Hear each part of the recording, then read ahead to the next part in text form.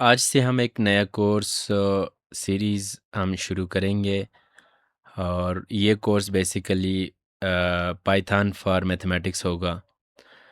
इस कोर्स में जो मेन जो फोकस होगा लीनियर अलजेब्रा के कॉन्सेप्ट्स है को जो है हम पाइथन में कैसे करेंगे।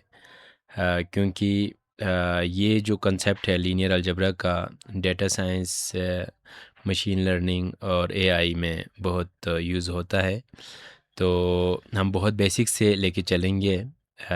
तो हम शुरू करते हैं। सबसे पहले ये कि आपके पास पाइथन इंस्टॉल होने चाहिए। अगर आपने पाइथन इंस्टॉल नहीं किया हुआ तो पाइथन को कैसे इंस्टॉल करना है, जुपिटर नोटबुक को आपने कैसे इंस्टॉल करना है, इस पे मैंने एक कंप्लीट वीडियो बनाई है और वो वीडियो मैंने यूट्यूब पे मैंने अपलोड किया हुआ है, तो आप वहाँ से देख सकते हैं। ठीक है, विंडोज़ में आप पाइथन को और जुपिटर नोटबुक को आप कैसे इंस्टॉल करेंगे। ठीक है, हम शुरू कर लेते हैं।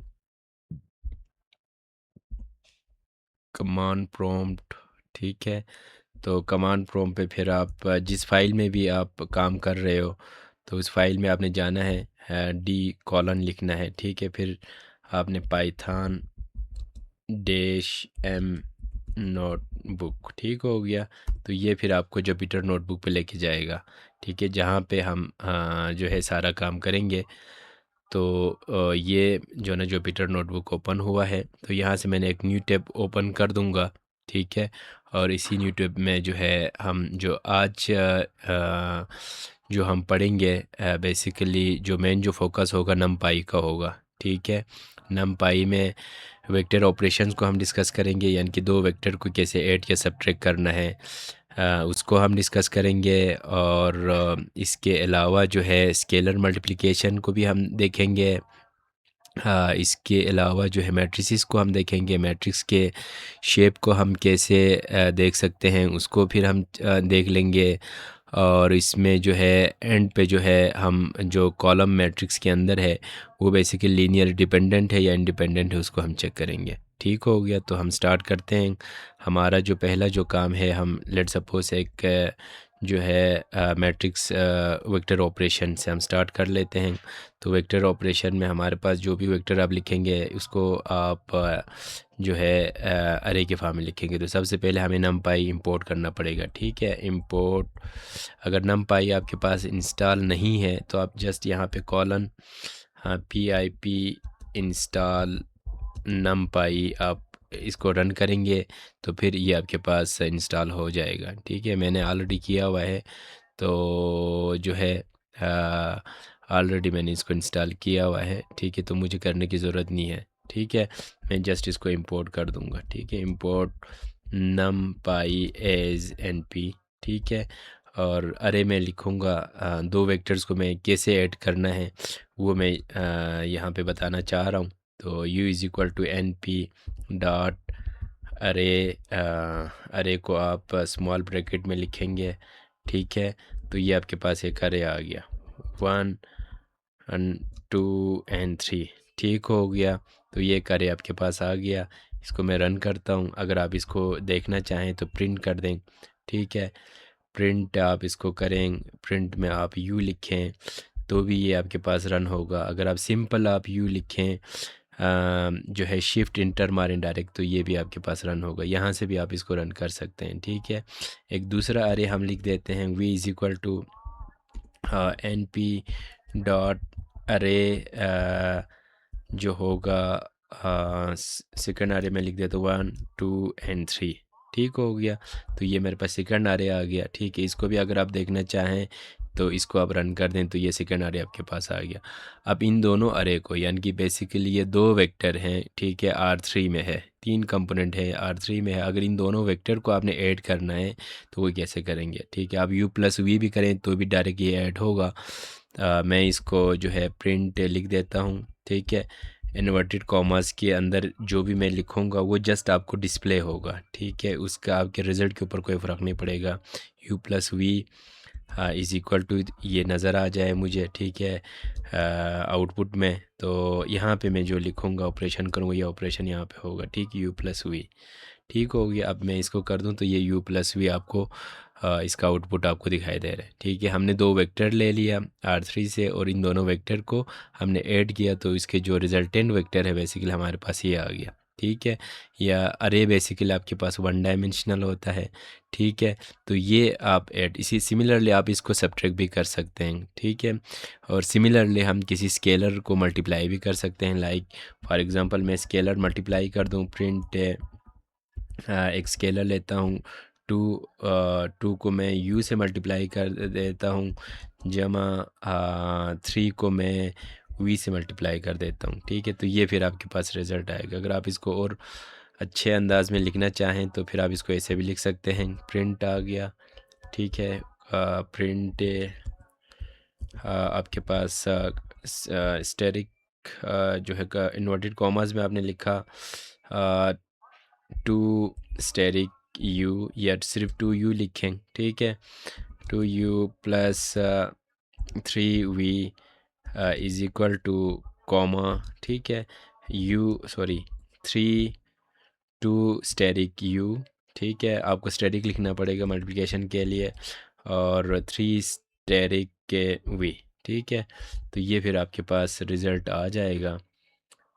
यहाँ पे हमने प्लस नहीं लिखा है तो ये आपके पास आ गया। ठीक हो गया, वही सेम रिज़ल्ट आपके पास आ गया। ये बेसिकली क्या है, स्केलर मल्टीप्लिकेशन है। ठीक है, आप इसको मैट्रिक्स के फॉर्म में भी लिखा जा सकता है। एक मैट्रिक्स में लिख देता हूँ, a is equal to n p dot array. Matrix आपके पास बेसिकली 2 डायमेंशनल होता है। ठीक है, 2 डायमेंशनल में जस्ट आप ये याद रखें आपके पास 2 ब्रैकेट स्क्वायर ब्रैकेट लगेगा। ठीक है, एक स्टार्ट और एंड होगा और एक जो आपके पास रोज़ को रिप्रेजेंट करेगा। ठीक है, 1 2 एंड 3। ठीक हो गया, फर्स्ट रो हो गया उस मैट्रिक्स का। इसी तरह second row 1 2 and 3, this one is second row. ठीक है, और this one is third row. ठीक है, 3 5 एंड 8। ठीक हो गया, ये आपके पास थर्ड रो है। ठीक है, तो ये आपके पास 3 रोज़ आ गए और ये मैट्रिक्स है। ठीक है, तो मैं इसको रन करूँगा तो ये मैट्रिक्स बेसिकली ए में स्टोर होगा। अगर आप इस मैट्रिक्स को देखना चाहें तो फिर आप इसको देख सकते हैं। ठीक है, ये आपके पास मैट्रिक्स आ गया।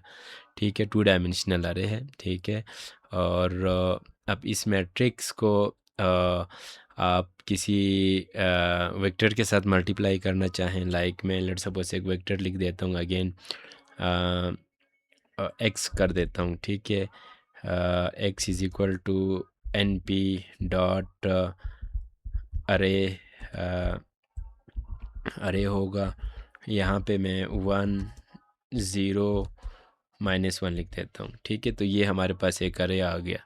ठीक है, इसको मैंने रन किया तो एक्स में ये अरे स्टोर हो गया। ठीक है, अब क्या करेंगे, हमारे पास जो नॉर्मली होता है ना बी, अब इसको मैं बी कर देता हूँ, या इसको मैं जो है अब मर्ज़ी है। ठीक है, अब ए को मैं बी इज़ इक्वल टू जो होगा ए एक्स कर देता हूँ। ठीक है, ए मल्टीप्लिकेशन के लिए क्या होगा, आपके पास अंडरस्कोर और इसके साथ मैं एक्स कर देता हूँ।